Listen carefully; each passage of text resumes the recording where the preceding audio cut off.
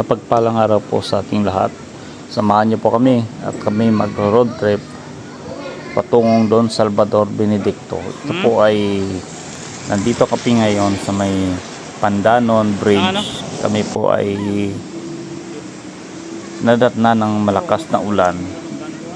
So nagpahinga muna po kami dito.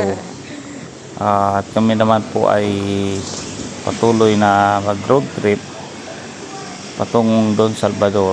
Samahan niyo po kami.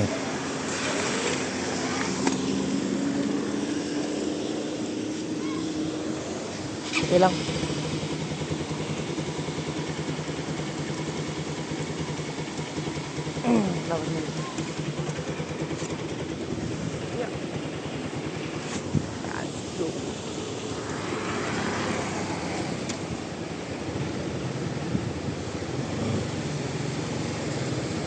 Ninela na slowly.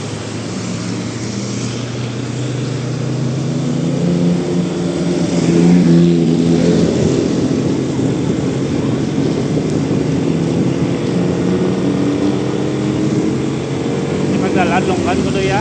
Oo, la.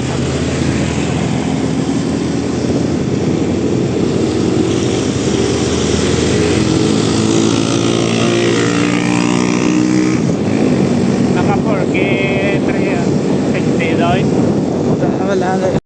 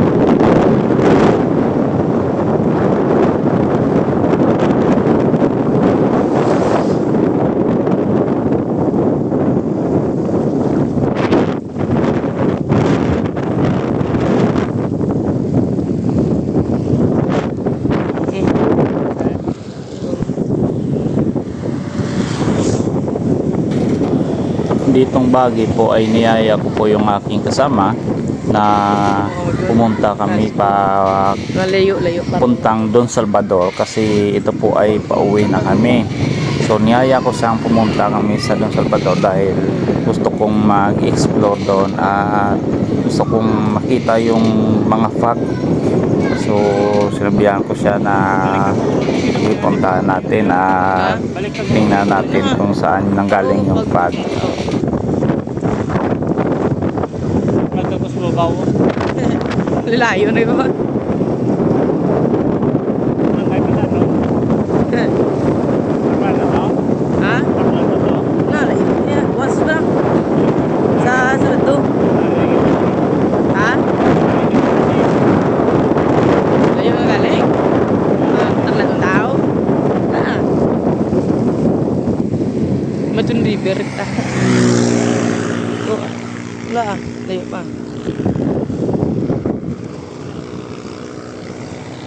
Nila na.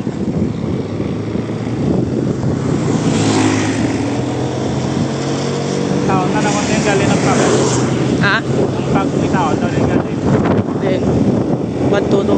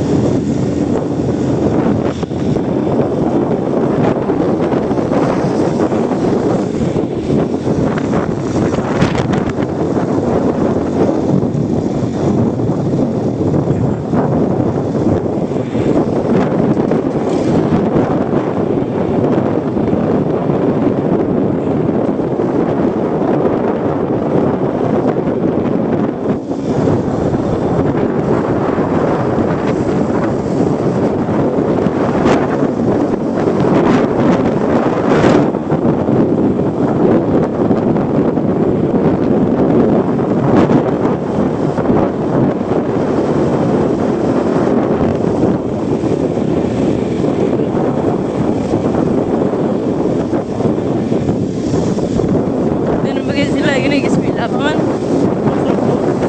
Sabitay na.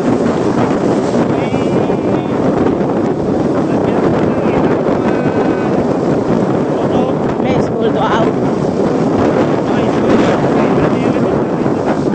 Ah,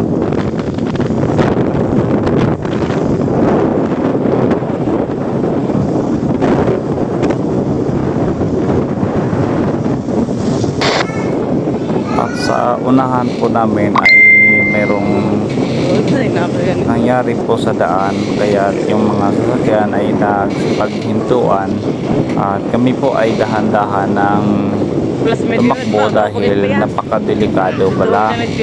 Yung nasilayan po namin ay talagang hindi mo ma-expectan na ganun pala ang mangyayari. So amin pong pinag-isipan na dahan-dahan na lang tumakbo dahil madulas pa po yung daan. Ito na po yung nangyaring delikado. Yan po, may natumba na puno ng kawayan at sumablay sa linyada ng kuryente. So napaka-delikado po, makuryente po tayo pag dumaan dyan. So salamat po at napatay agad yung electric company ang kanilang supply. Nakuha na yung kawayan na natumba at nakadaan na po yung mga tao.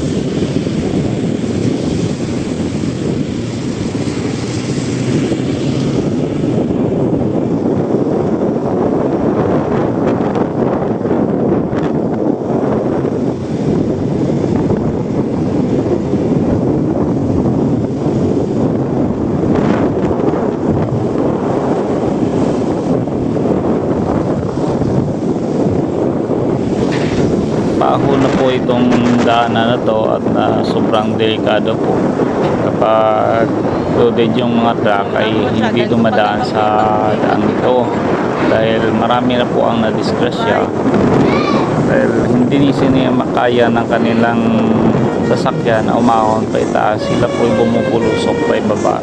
Ito po nakasunod na bus po at dito po siya dahil delikado pag nagsalubong sila ng ibang sasakyan dyan sa paahon na daan. Dito na po at sobrang taas po nito. Pag sa actual ay kita nyo naman yung motor, yung tricycle na dumaan parang pagkumpong kumapang pataas dahil napakatarik po ng daanan nito. Para po niya po.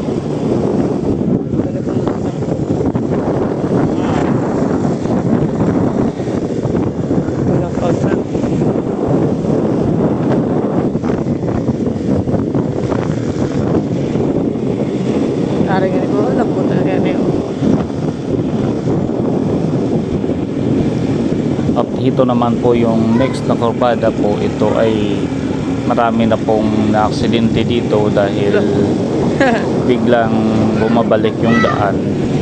Yung last time na nangyari ay yung mga delivery, mga panel ay bumubulusok pa baba doon pa tungong tabing bangin. So napakadelikado po ng daan ito. Lalo na yung preno mo ay hindi makapit na masyado, so wag na po kayong dadaan dito.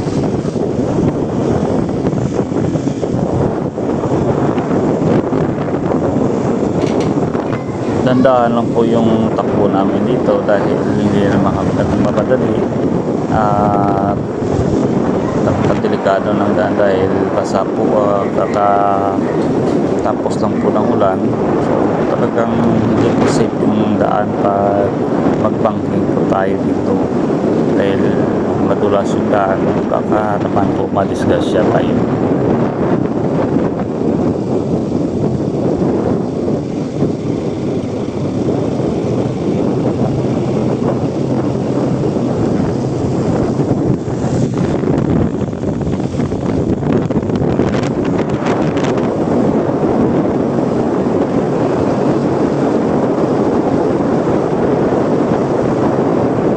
Ba't nanipis ang hangin, bro? Good,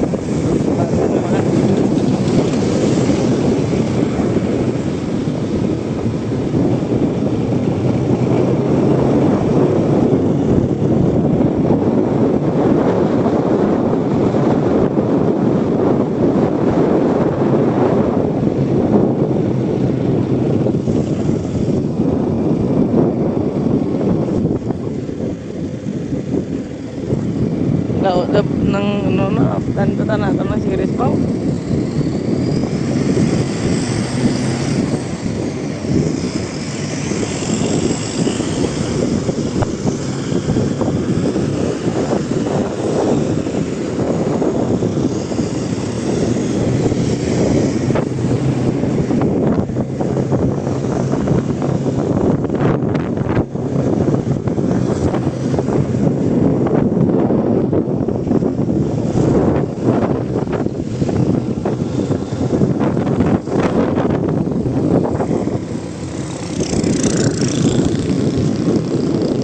Grabe ko din sa kaanta sa aso. Pandemic ko na. Talaga. Ha? Pandemic din may doon ka lang nga resort eh. Tao na ano.